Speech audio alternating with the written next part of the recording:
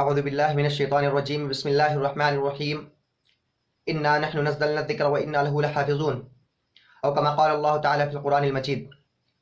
محترم بزرگوں، دوستو، جیسا کہ سوشل میڈیا پہ ایک چیز اس وقت بہت زیادہ وائرل ہو رہی ہے کہ وسیم رضوی نے جو قرآن کریم کی تحریف کے سلسلے میں جو قدم اٹھایا ہے وہ یقیناً قابل مذمت ہے، لیکن میں اس کے خلاف کچھ عرض کروں، کچھ بتاؤں اس سے پہلے میری تمام اہل علم سے، اہل ایمان سے مؤدبانہ گزارش ہے کہ یہ جو اس نے قدم اٹھایا ہے یہ صرف اور صرف اپنی پبلکسٹی پانے کے لیے کیا ہے، کیونکہ اس کا کوئی نام و نشان تو ہے نہیں۔ خود اس کے فرقے کے لوگوں نے، اس کی قوم نے اس کو اس کی قوم سے خارج کر دیا ہے، تو ایک بوکھلایا ہوا شخص کیا کر سکتا ہے؟ تو آپ سبھی سے مؤدبانہ گزارش ہے کہ جوش میں آ کر کے کوئی بھی غلط قدم نہ اٹھائیں۔ آپ کو کوئی پروٹیسٹ کرنے کی ضرورت نہیں ہے، کیونکہ اسلام نے ایسی بہت سی تاریخیں دیکھی ہیں کہ قرآن کے اوپر اور اسلام کے اوپر ہمیشہ سے بہت سی پریشانیاں آتی رہیں اور اسلام نے الحمدللہ اس کا حکمت عملی سے دفاع کیا ہے۔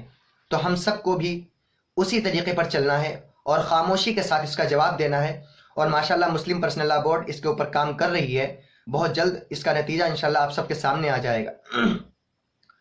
اور اگر میری یہ بات وسیم رضوی تک پہنچ رہی ہے تو میں کہنا چاہتا ہوں کہ تیرے جیسے پتہ نہیں کتنے ذلیل اور کمینے انسان اور کمینے آدمی ہر وقت میں اسلام کے اوپر اپنے پنجے کو رکھنے کی کوشش کی ہے، لیکن ہمیشہ ناکام رہے۔ اسلام نے وہ وقت بھی دیکھے ہیں کہ قرآن کا ایک ایک نسخہ جو ہے جلا دیا گیا تھا، راکھ کر دیا گیا تھا، لیکن آج بھی الحمدللہ قرآن سینکڑوں نہیں بلکہ اربوں انسانوں کے سینے کے اندر محفوظ ہے، کیونکہ اللہ نے قرآن میں ارشاد فرمایا انا نحن نزلنا الذکر وانا له لحافظون۔ اس قرآن کی حفاظت کی ذمہ داری اللہ رب العزت نے لی ہے۔ تو ہے کیا اور تیری اوقات کیا ہے؟ تو اس کی ایک زبر زیر پیش ایک نقطے کے اندر بھی تو تحریف نہیں کر سکتا۔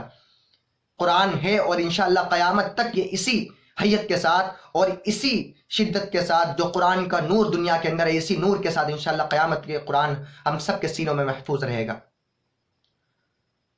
جو تو کر سکتا ہے وہ کر لے، اور انشاءاللہ ہمیں امید ہے کہ تو منہ کے بل گرے گا اور اپنی الٹی کھائے گا۔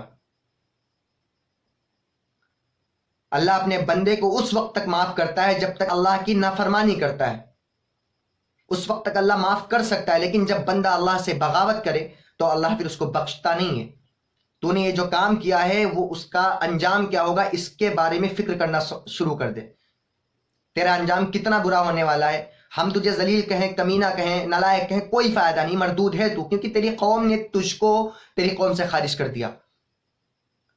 تو جب تجھے تیری قوم نے نہیں اپنایا تو ہم کون ہوتے ہیں تجھے بخشنے والے؟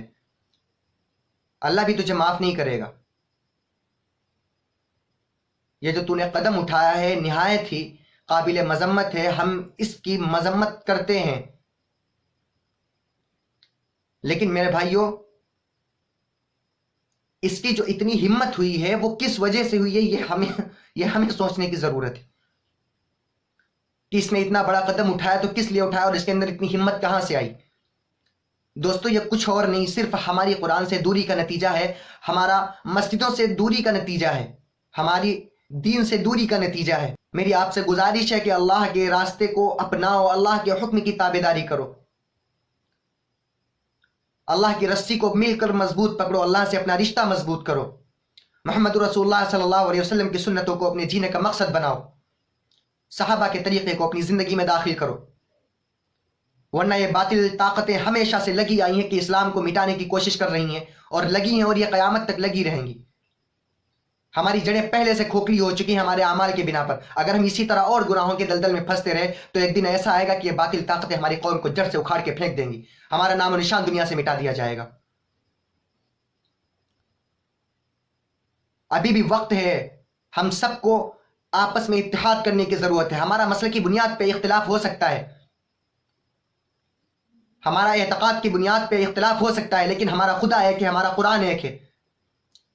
ہم سب کو اتحاد کی مثال پیش کرنی ہوگی، چاہے پھر وہ کوئی شیعہ حضرات میں سے کوئی علماء ہو یا کوئی سنی ہو، کوئی اہل حدیث ہو، کسی بھی فرقے سے تعلق رکھنے والا ہو۔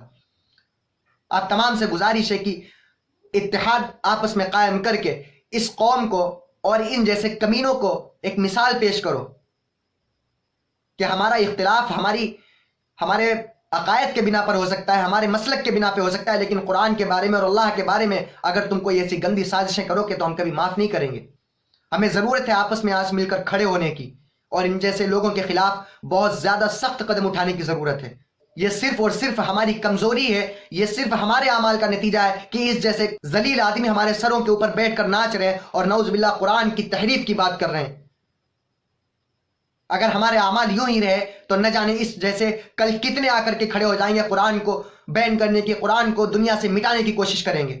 یہ تو چند آیتوں کو لے کر کے کھڑا ہوا ہے، اور کل پتہ نہیں کتنے آ جائیں گے اگر ہماری حالت یہی رہی۔ ان کو پتہ ہے کہ مسلمان ہمارا کچھ نہیں کر سکتا کیونکہ اس کے آپس کے اندر اتحاد نہیں ہے۔ تو میرے دوستو آپس میں اتحاد قائم کرو۔ اگر چاہتے ہو کہ وسیم رضوی جیسا کل کوئی اور کھڑا ہو کر کے یہ نہ دعویٰ کر سکے کہ قرآن غلط کہتا ہے نعوذ باللہ، تو ہم سب کو آپس میں اتحاد قائم کر کے ان کو مثال پیش کرنی ہوگی، ان کے منہ پہ تماچا مارنا ہوگا۔ افسوس کرنے کی بات ہے کہ ایک شخص آ کر کے قرآن کی تحریف کی بات کرتا ہے، اس کے اندر اتنی ہمت کہاں سے آئی؟ وہ ہم نے اس کو دی ہے کیونکہ ہمارے اعمال ایسے، وہ جانتا ہے کہ ہم کچھ نہیں کر سکتے۔ تو میرے بھائیوں اس کو اس کا جواب دینا ہے، لیکن پروٹیسٹ کر کے نہیں۔ قرآن اس نے تحریف کی بات کی، ہم جا کر کے اس کا خون کر دیں نعوذ باللہ، ہم اس کے خلاف مورچے شروع کر دیں، تو اس سے ہمارا حق ادا نہیں ہو سکتا۔ قرآن کا حق یہ ہے کہ اس کی تلاوت کا اپنے گھر کے اندر معمول بناؤ۔ قرآن کی حفاظت کرنی ہے تو اس کے اپنے بچوں کے سینوں میں محفوظ کرو، اپنے بچوں کو حافظ قرآن بناؤ۔ یا قرآن کے نسخوں کو مٹا سکتے ہیں، قرآن کو نہیں مٹا سکتے۔ قرآن انشاءاللہ قیامت تک قائم رہے گا، اور اس دنیا کے اندر لوگ قرآن سے اسی طرح فیضیاب ہوتے رہیں گے۔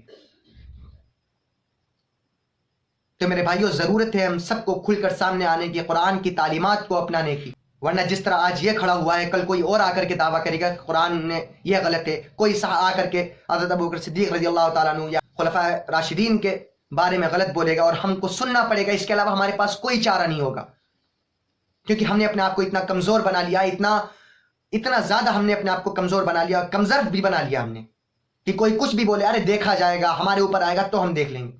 میرے بھائیو قرآن کسی ایک کا نہیں، ہم سب کا ہے۔ قرآن کی تعلیمات کو محفوظ کرنے کی ہم سب کی ذمہ داری ہے، اور اگر اسی طرح آپ قرآن سے ناآشنا رہے تو آپ کے آنے والی اولادیں بھول جائیں گے قرآن بھی کوئی کتاب ہے، اور قرآن کے اوپر ہمیں عمل کرنا ہے۔ خدا اپنے گھروں کے اندر قرآن کا ماحول بناؤ، قرآن کی تعلیمات کو زندہ کرو، ورنہ ہمیں کوئی حق نہیں کہ قرآن کے بے حرمتی کرنے والے کے خلاف ہم جا کر کے کھڑے ہو جائیں۔ پہلے ہمیں خود قرآن کی عزت کو سمجھنا ہوگا کہ قرآن کی حرمت کیا ہے، قرآن کی اللہ نے کیا عزت رکھی ہے، وہ ہمیں سمجھنا ہوگا، وہ ہماری ذمہ داری ہے۔ اس لیے دوستو میری آپ تمام حضرات سے گزارش ہے کہ ابھی بھی وقت ہے، قرآن کو اپنا رہنما بنائیں، اور جو بھی سوشل میڈیا پہ چل رہا ہے اس کے اوپر زیادہ توجہ نہ دیں۔ اس کے اوپر مسلم پرسنل لا بورڈ، جمعیت علماء ہند کام کر رہی ہے، اس کے خلاف انشاءاللہ اللہ خود اس کو دکھائے گا کہ اس کا انجام کیا ہونے والا ہے۔ بس ہماری آپ سے گزارش ہے کہ اگر ہم اور آپ قرآن کو بچانا چاہتے ہیں تو ہماری سب سے پہلی ذمہ داری ہے کہ قرآن کی تعلیمات کو ہم اپنے گھروں میں زندہ کریں۔